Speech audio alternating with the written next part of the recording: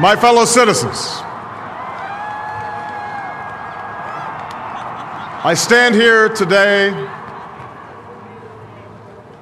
humbled by the task before us,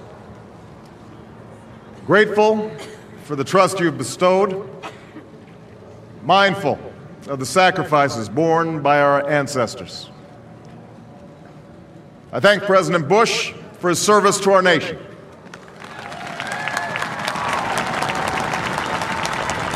As well as the generosity and cooperation he has shown throughout this transition. 44 Americans have now taken the presidential oath. The words have been spoken during rising tides of prosperity and the still waters of peace.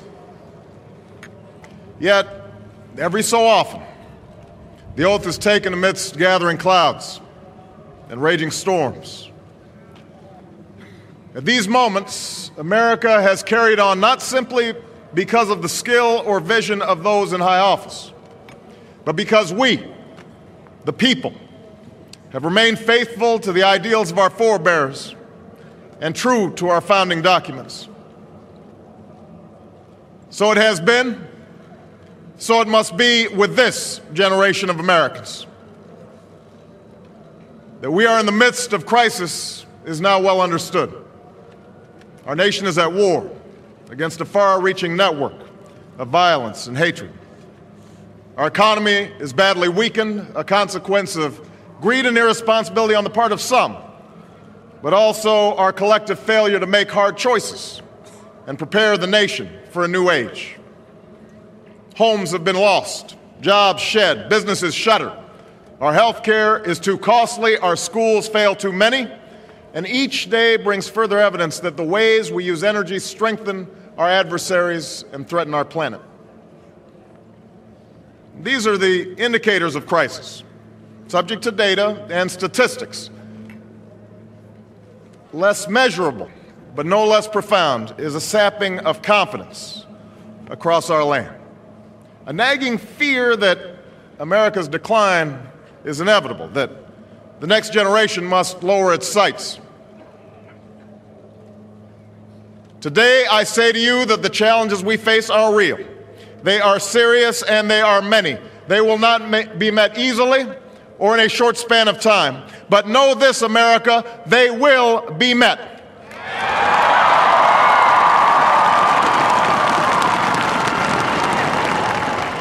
On this day, we gather because we have chosen hope over fear, unity of purpose over conflict and discord. On this day, we come to proclaim an end to the petty grievances and false promises, the recriminations and worn-out dogmas that for far too long have strangled our politics.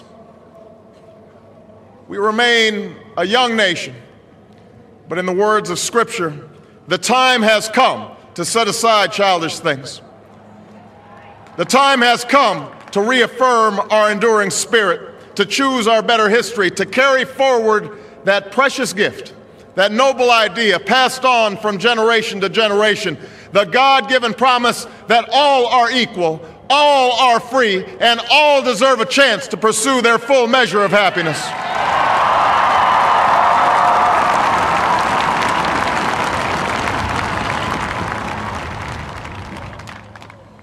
In reaffirming the greatness of our nation, we understand that greatness is never a given.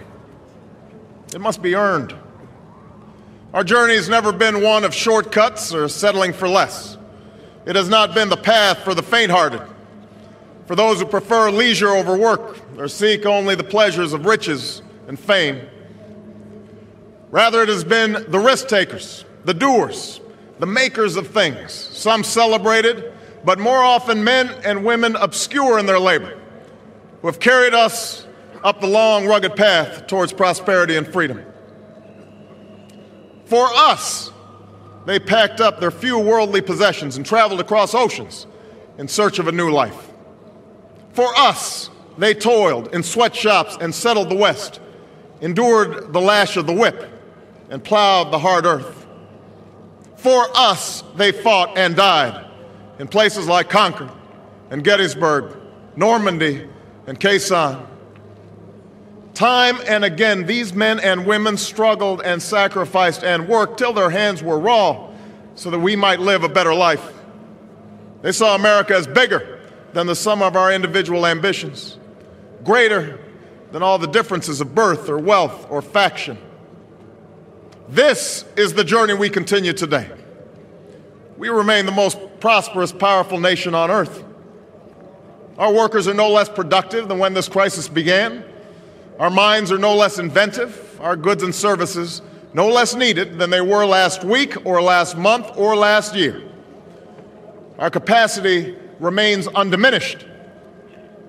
But our time of standing pat, of protecting narrow interests and putting off unpleasant decisions, that time has surely passed. Starting today, we must pick ourselves up, dust ourselves off, and begin again the work of remaking America.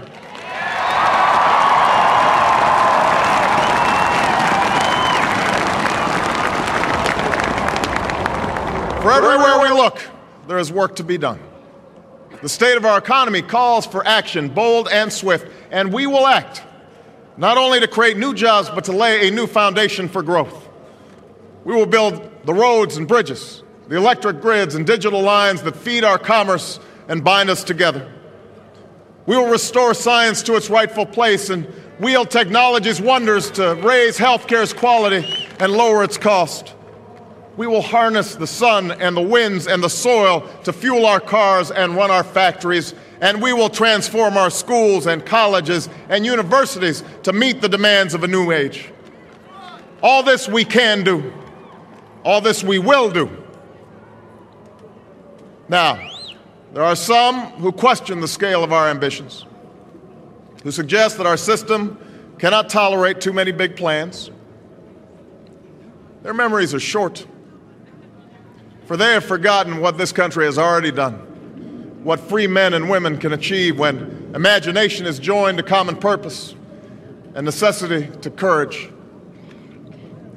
What the cynics fail to understand is that the ground has shifted beneath them, that the stale political arguments that have consumed us for so long no longer apply.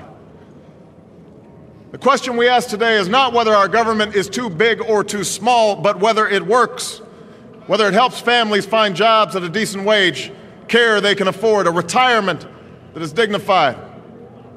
Where the answer is yes, we intend to move forward. Where the answer is no, programs will end. And those of us who manage the public's dollars will be held to account to spend wisely, reform bad habits, and do our business in the light of day, because only then can we restore the vital trust between a people and their government. Nor is the question before us whether the market is a force for good or ill. Its power to generate wealth and expand freedom is unmatched. But this crisis has reminded us that without a watchful eye, the market can spin out of control. The nation cannot prosper long when it favors only the prosperous. The success of our economy has always depended not just on the size of our gross domestic product, but on the reach of our prosperity, on the ability to extend opportunity to every willing heart, not out of charity, but because it is the surest route to our common good.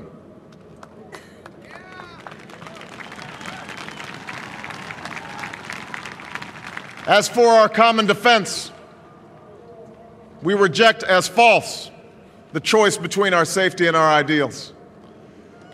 Our founding fathers